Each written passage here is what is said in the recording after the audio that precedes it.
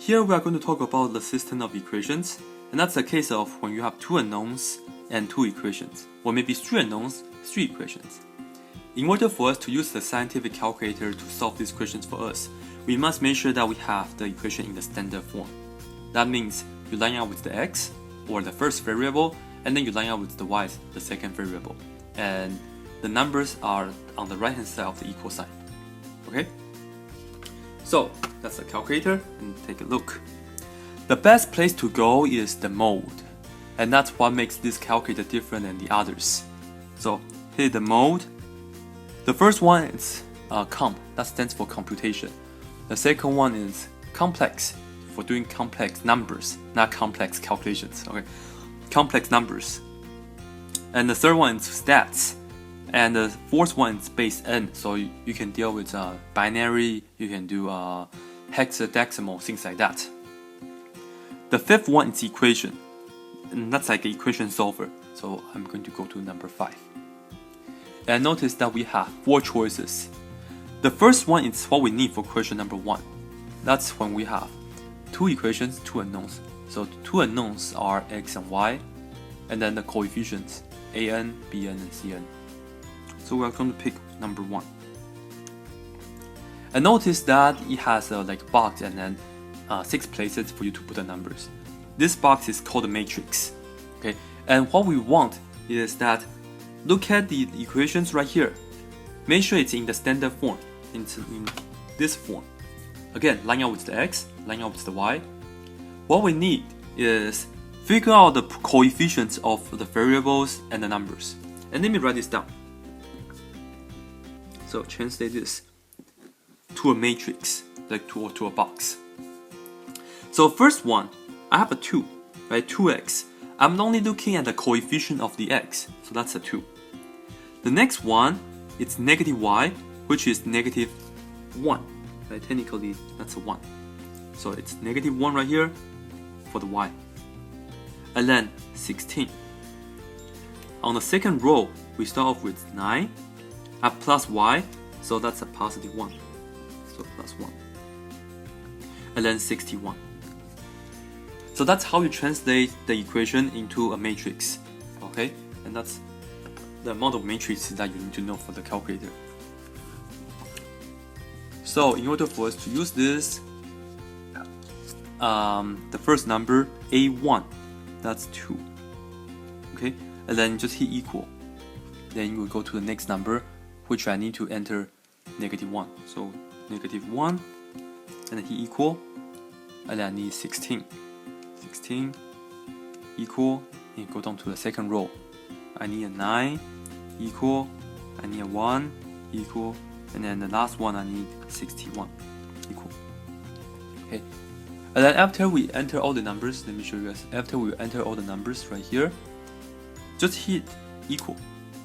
Then the calculator says x is equal to 7. Okay, so let me write this down first. We solve the equation, x is equal to 7. And then you can press down to see what y is. Press down, y is equal to negative 2.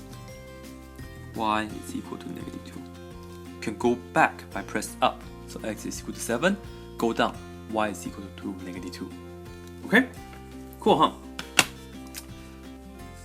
Next one. So I'll just do the next one on a calculator.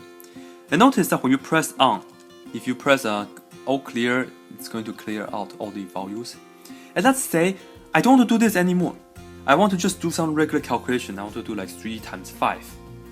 Well, if you just keep pressing on, then it's always going to be back here. So you need to hit the mode again and then go back to number 1. So that's for the regular computation. So number 1. Number 1. Then you can just do 5 times 3 plus 2, things like that.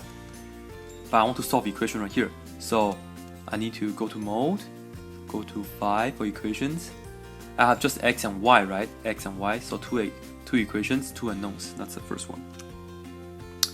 So on the first one, right here, I need to do 1 over 4. So there are 2 ways to enter 1 over 4.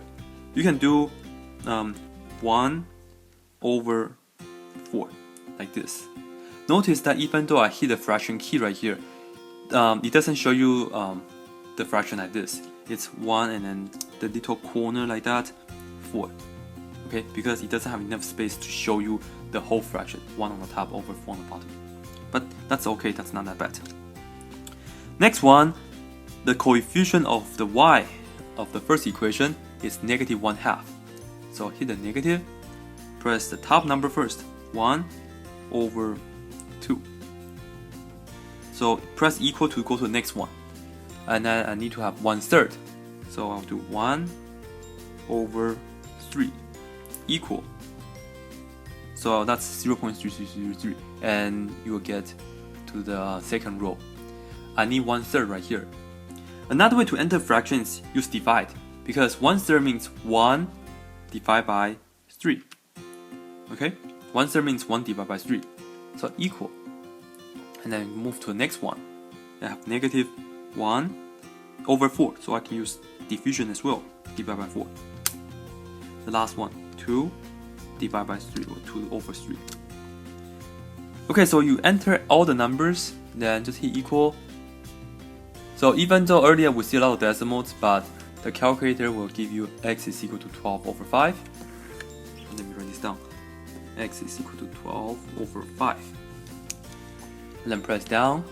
Y is equal to 8 over 15.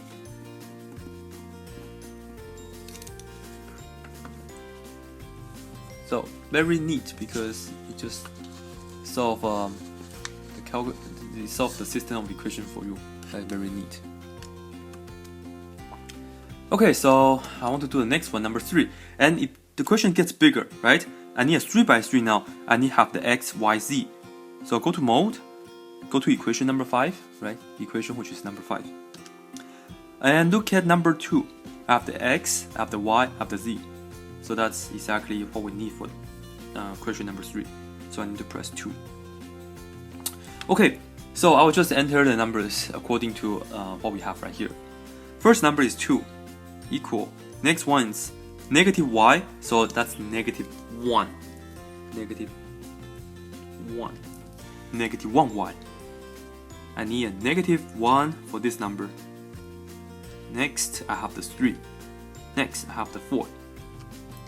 And then just keep pressing, like you just read these numbers like a book. So 2, -1, 3, 4, and then here equal. I have a x, so I have 1x, so that's a 1. So that would be 1. So let me write that down. This is the 1. Next, I have 2y, so 2 equals, I have -z, so that's -1.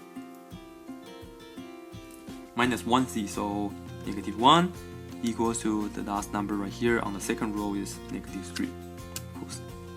Just keep going.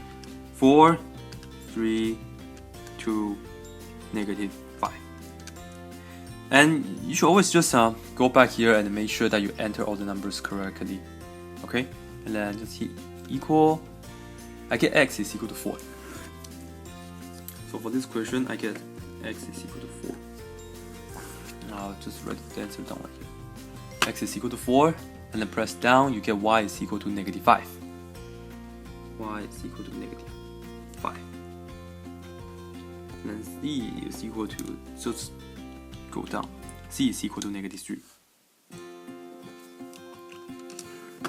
Okay, so z is -3, y is equal to -5, and x is equal to 4. Oops. Very neat, isn't it? Okay, another one.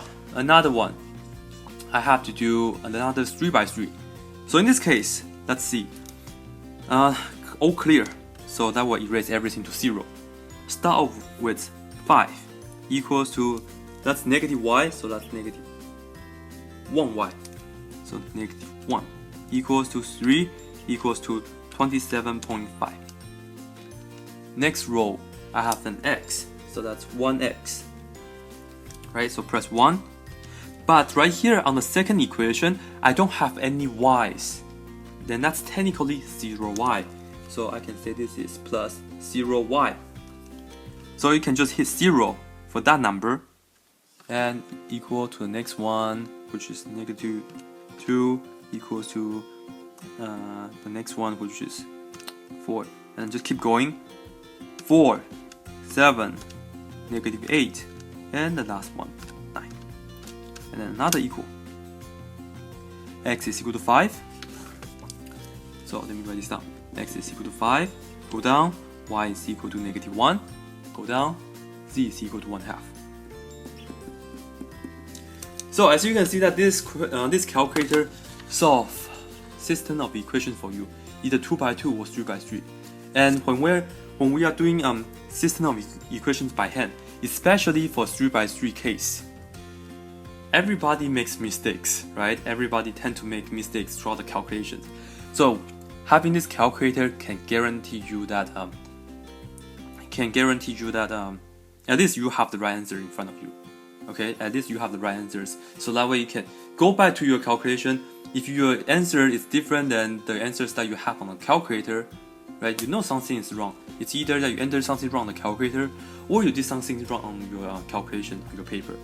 So having a calculator on the exams and know how to use it to check the answer will be a benefit for you, right?